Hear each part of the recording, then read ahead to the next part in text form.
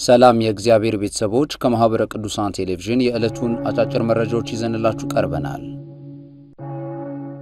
ምእመናን አብዝተው የሚጾሙበት ጸሎትና ስግደትን የሚያበዙበት ታላቁ ሰሞነ ሕማማት በዛሬው ዕለት መንፈሳዊ አገልግሎቱ በቅድስት ቤተክርስቲያን ሲከናወን ውሏል። ጌታችን መድኃኒታችን ኢየሱስ ክርስቶስ አንዳች በደል ሳይኖርበት በሰውነቱ የደረሰበትን ሕማምና መከራውን የሚታሰብበት ልዩ ሳምንት ነው ሰሞነ ሕማማት። የኢትዮጵያ ኦርቶዶክስ ተዋሕዶ ቤተክርስቲያን ይህን የአብይ ጾም መጨረሻ ሳምንት በካህናት መሪነት ምእመናን በተረጋጋ ሕሊና አብዝተው በመጾም በመጸለይና በመስገድ እንዲያከብሩት ሥርዓት መስራቷም ይታወቃል። በዛሬው ዕለት የተጀመረው የሰሞነ ሕማማት ሰኞ ላይ መርገመ በለስ ተብሎም ይጠራል። ይህም አባታችን አዳም ከገነት እንዲወጣ ምክንያት መሆኗና ከአዳም ጀምሮ በዘር ሲተላለፍ የቆየውን ከነስሯ መጥፋቷን ለማመላከት ነው። በሌላ በኩል ጌታችን የረገማትና በበለስ የተመሰለችው ኦሪት ከዕለቱ ስያሜ ጋር ተጠቃሽ ናት።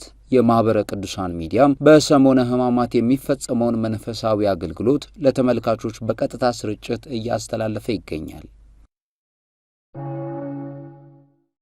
የዋግ ኽምራ ሀገረ ስብከት ሊቀ ጳጳስ ብፁዕ አቡነ በርናባስ በሰቆጣ ከተማ ለሚገኙ አቅመ ደካማ ወገኖች የትንሣኤ በዓልን ምክንያት በማድረግ ከአዋሽ ባንክ ሰቆጣ ቅርንጫፍ በተገኘ ከ300,000 ብር በላይ ድጋፍ በዛሬው ዕለት የፍጆታና የገንዘብ ድጋፍ አድርገዋል። ድጋፉን ባርከው ያከፋፈሉት ብፁዕነታቸው የትንሣኤውን በዓል ስናከብር የተቸገሩ ወገኖችን በማሰብ ሊሆን እንደሚገባ አሳስበዋል። ከዚህ ረገድ ሀገረ ስብከቱ በልዩ ልዩ ወረዳዎች ለሚገኙ የተቸገሩ ወገኖች ከ7 ሚሊዮን ብር በላይ ወጪ በማድረግ ድጋፍ ማድረጉን የተናገሩት ብፁዕ አቡነ በርናባስ በቀጣይ ባለጸጋዎች ተቋማትና አጋዥ ድርጅቶች ለአቅመ ደካማ ወገኖች ሰብአዊ ድጋፍ እንዲያደርጉ ጥሪ አቅርበዋል። ድጋፉ የተደረገላቸው ወገኖችም እንዲሁ ስለማመስገናቸው በማህበረ ቅዱሳን የሰቆጣ ማዕከል መረጃ አድርሶናል። በተያያዘ ዜና በሰሜን ወሎ ሀገረ ስብከት የዋድላ ወረዳ ቤተ ክህነት በዝቅተኛ የኑሮ ደረጃ ለሚገኙ ወገኖች ለትንሣኤ በዓል መዋያ ከ250,000 ብር በላይ ድጋፍ አድርጓል። የዋድላ ወረዳ ቤተ ክህነት ከአዋሽ ባንክ ኮን ቅርንጫፍ ከ250,000 ብር በላይ ያገኘውን ድጋፍ በዝቅተኛ የኑሮ ደረጃ ለሚገኙ የህብረተሰብ ክፍሎች ለትንሣኤ